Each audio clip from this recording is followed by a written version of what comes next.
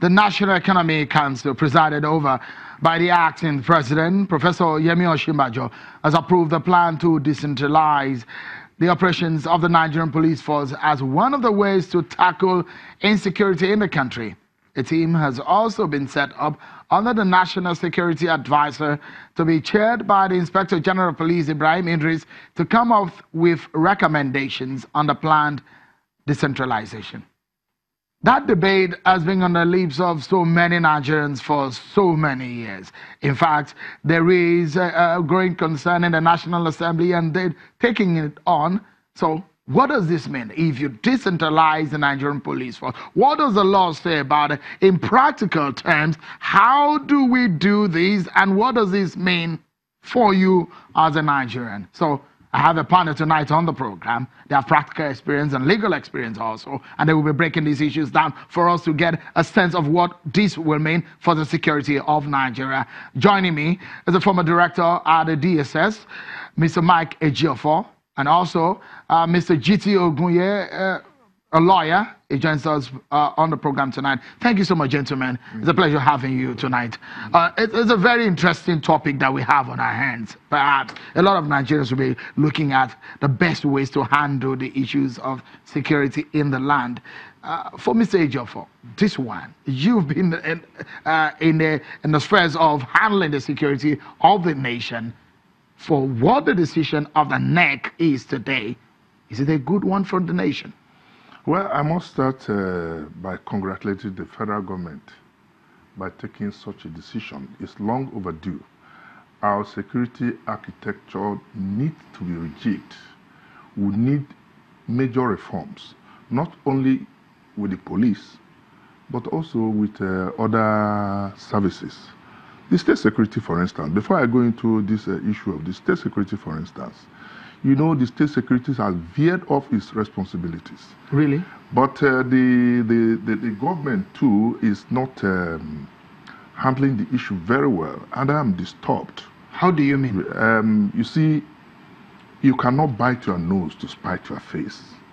I give you instance. You see, some of the decisions taken.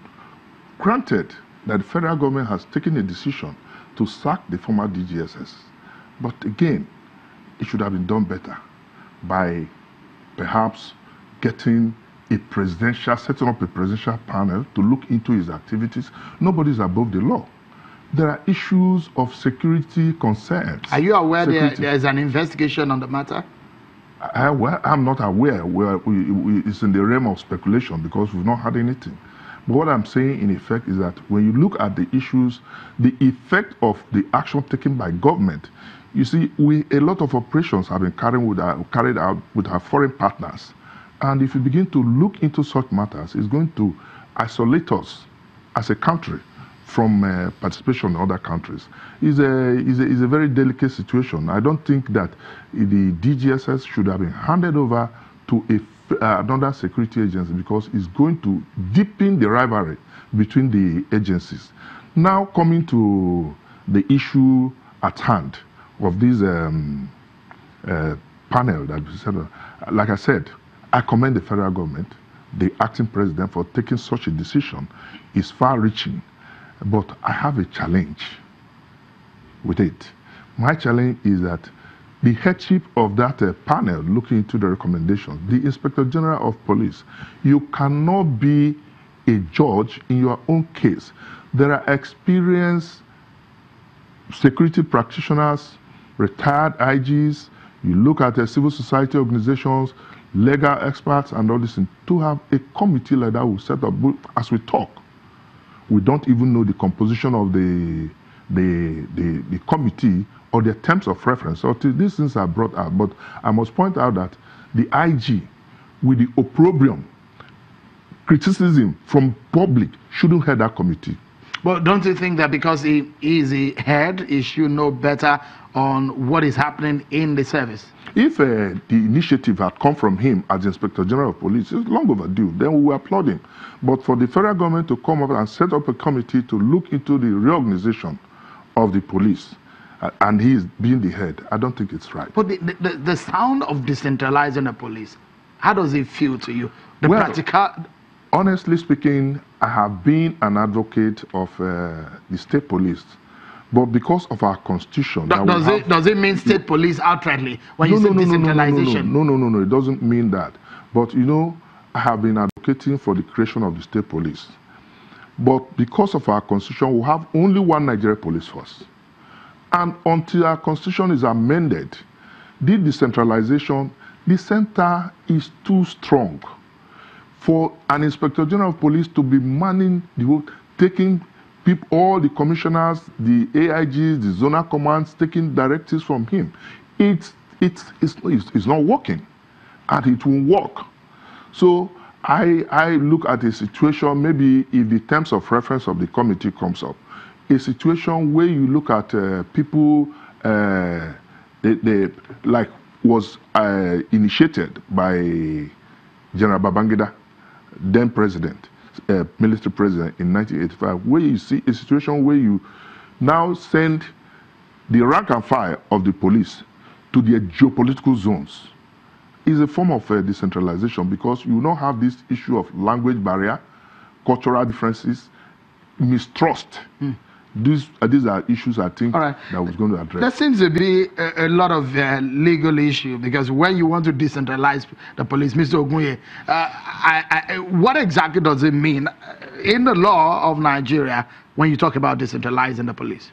Well, you know, I should have saluted this new suggestion by the federal government of Nigeria that the police force is to be reorganized or decentralized. That's the word, decentralization. But I fear that the step being taken may not deliver the intention, even if the intention is pure. How do you appoint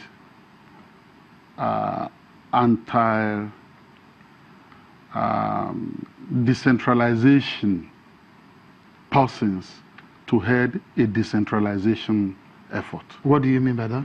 The police force is a unitary force under section 214 to 216 of the Constitution. You only have one police force in Nigeria. And so the Inspector General of Police is the head of the police force, and so is answerable to the President, although section 216 says that he may be appointed subject to the advice of the Police Council, Nigeria Police Council. This has never been the case since 1999. The President usually unilaterally takes the action to appoint the Inspector General of Police, who is answerable to him, and he fires him at his own. So the governors really, who are members of the Nigeria Police Council, with the chairman of the Police Service Commission and the Inspector General of Police himself, the governors really have not exerted their influence in that council. And so you have the Inspector General of Police now being called upon to head an effort to decentralize the Nigerian police force. So we must wonder and ask whether this is a sincere effort or a subterfuge to avoid what the legislature is trying to do, or to preempt the legislature. Recall that only recently, when the chieftains of the legislature claimed that they were being harassed by the police force quickly, because that has been the practice now. CCT was trying, so let's amend the law. EFCC is harassing, let's look at the law. So the police force was harassing, so let's look at the police. So, but people warmed up to it that, oh, the National Assembly, pursuant to the powers conferred on it by the Constitution under Section 214, which says that the police force shall be organized and shall operate in accordance with a law that is made by the National Assembly. People really warm up to it and felt that, oh, the National Assembly is really now going to deal with this issue. Because the Police Act is an ancient act. The police force we're talking about was formed in 1930. And it has only 17,000 men and officers. The majority of them are on guard or sentry duties. So you then have a situation whereby Nigeria is grossly underpoliced. And so the challenge of modern police in Nigeria, which some of them try to run around by saying that, oh, we want community policing and all that, is that we really need a restructured, decentralized police on the basis of state policing.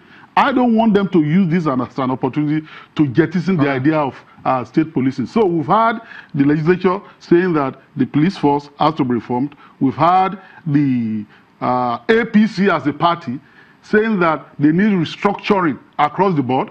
They're no longer saying that now. We have the executive branch of government now saying that they want to decentralize the police.